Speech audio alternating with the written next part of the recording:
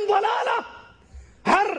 دین اسلام میں نئی چیز گمراہی ہے، ہر گمراہی جہنم کے راستے پر لے جانے والی ہے۔ بدعتی سے اللہ عز و جل توبہ کی توفیق کو چھین لیتا ہے اور بدعتی کے کسی عمل کو قبول نہیں کرتا۔ فمن اظلم ممن افترى على الله كذبا ليضل الناس بغیر علم، اس سے بڑا گمراہ، اس سے بڑا ظالم اور کون ہے جو اللہ پر جھوٹ باندھے، جو اللہ پر جھوٹ باندھے اور لوگوں کو بغیر علم کے گمراہ کرے۔ اللہ پہ جھوٹ باندھنے کا مطلب کیا؟ وہ کہتا ہے جی آپ کو نہیں پتا، اگر عید میلاد کے عرس، عید میلاد کی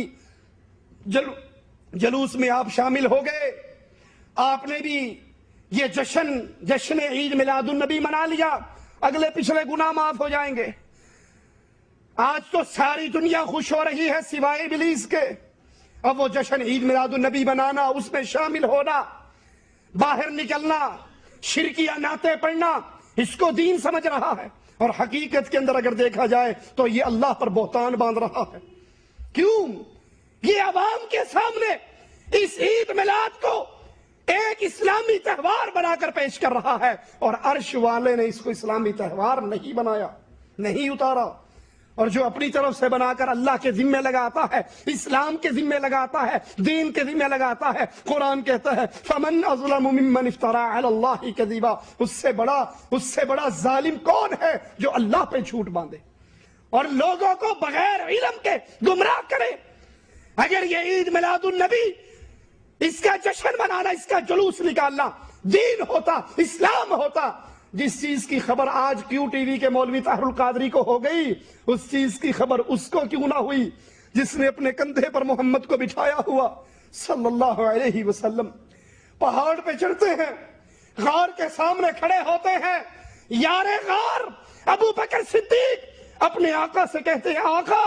غار میں آپ کو نہیں جانے دوں گا، پہلے آپ کا غلام ابو بکر جائے گا، اگر وہاں پہ کوئی زہریلی چیز ہو آقا وہ مجھے کاٹ جائے، آپ بچ جاؤ۔ ارے جو اپنے رسول کو کندھے پہ بٹھا کر پہاڑ پہ چڑھا، اس سے پہلے غار میں داخل ہوا، اپنے کپڑوں کو پھاڑ کر غار کے سوراخوں کو بند کیا، اپنے پاؤں کی ایڑی کو ایک سوراخ میں ڈالا، اپنی گود میں محمد کو سلایا، کفار پہنچے، کفار کے قدموں پہ نظر پڑی، آنکھوں سے آنسو جاری ہو گئے، پریشان ہو کر کہنے لگے یا رسول اللہ صلی اللہ علیہ وسلم یہ کفار پہنچ گئے، آقا مجھے اپنی فکر نہیں، مجھے آپ کی فکر ہے، یہ کفار اگر اپنے قدموں پہ نظر دوڑائیں تو یہ ہمیں دیکھ لیں گے۔ اللہ کے نبی کہتے ہیں ابو بکر کیوں پریشان ہوتے ہو، ان دو کے بارے میں تمہارا کیا خیال ہے جن کا تیسرا اللہ ہو؟ ابو بکر لا تحزن ان اللہ معنا، ابو بکر پریشان نہ ہو، اللہ ہمارے ساتھ ہے، اللہ ہمارے ساتھ ہے۔ جاؤ ایران والوں کو یہ آیت سناؤ، ابو بکر کو گالی دینے والوں کو یہ آیت سناؤ، محمد رسول اللہ نے یہ نہیں کہا ان اللہ معی، اے ابو بکر اللہ میرے ساتھ ہے، کیونکہ نعوذ باللہ ان دلوں کے کالوں کا تو عقیدہ ہے کہ ابو بکر مسلمان نہیں تھا، نعوذ باللہ ثم نعوذ باللہ۔ اللہ کے نبی کہہ رہے ہیں ابو بکر ان اللہ معنا،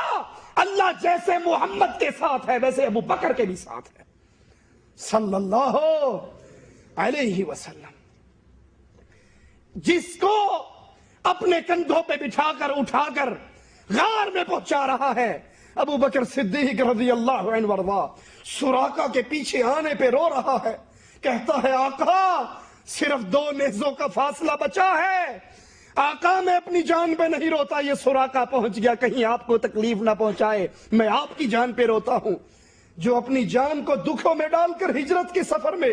رسول اللہ کا ساتھ دے رہے ہیں، کیا اس کو عید میلاد کی مٹھائی کھاتے میں تکلیف ہوتی تھی؟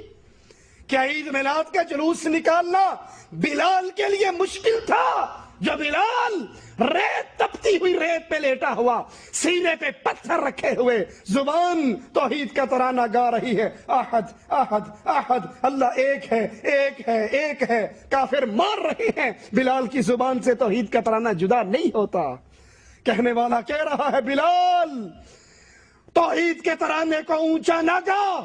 کفار غصے میں آ کے اور ظلم کرتے ہیں تو دل میں کہتا رہے. کہتے ہیں اللہ کی قسم بلال کے جذبات کو زبان دی جائے تو کہنا پڑے گا اللہ کی قسم یہ مکہ کے مشرک میرے جسم اور روح کا رشتہ توڑ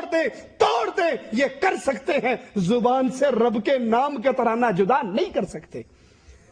کیا ان کو یہ بدعات نظر نہیں آتی تھی؟ اگر یہ دین ہوتا، اگر یہ بدعتیں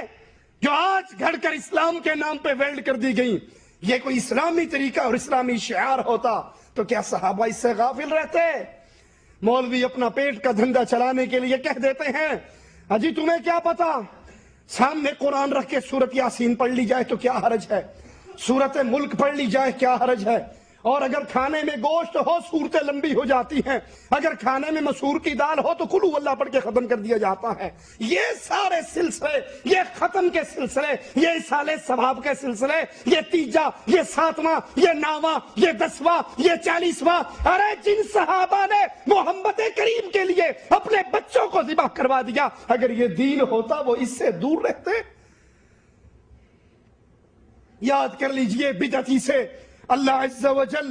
توبہ کی توفیق چھین لیتا ہے، اور بدعت کی دعوت دینے والا قیامت کے دن کس حال میں اٹھے گا؟ آئیے قرآن سے پوچھتے ہیں لِيَحْمِلُوا أَوْزَارَهُمْ كَامِلَةً يَوْمَ الْقِيَامَةِ وَمِنْ أَوْزَارِ الَّذِينَ يُضِلُّونَهُمْ بِغَيْرِ عِلْمٍ أَلَا سَاءَ مَا يَزِرُونَ. قیامت کے دن یہ لوگ آئیں گے، اپنے سارے گناہ تو ان کے سر پہ ہوں گے، ان کے مریدوں کے گناہ، ان کی تقریریں سن کر، کیوں ٹیلی ویژن پر ان کے شرکیہ پروگرام دیکھ کر، یا غوث المدد کے ترانے دیکھ کر، پکارو یا رسول اللہ کی صدائیں سن کے، جو ان کے راستے پہ چلے گا، جو ان کے طریقے پہ چلے گا، جو ان کی بدعات میں شامل ہوگا، ان کا سارا گناہ انہی مولویوں کی سر پہ ہوگا. اس لیے یاد کر لیجئے یہ منبر جہاں پہ میں کھڑا ہوں بڑا خطرناک ہے. یہاں کھڑے ہو کر اگر اللہ کی توحید کو اور رسول اللہ کی سچی سنت کو عام کیا جائے تو یہ انسان کو جنت کے بلند مقامات پہ پہنچا دیتا ہے. اور اگر یہاں کھڑے ہو کر حق سے روکا جائے، حق کی دعوت نہ دی جائے، اپنے پیٹ کو پالا جائے، لوگوں کا مال غلط طریقے سے کھایا جائے کہ تیرا ابا فوت ہو گیا ہے، 10 سال اس نے نمازیں نہیں پڑھی،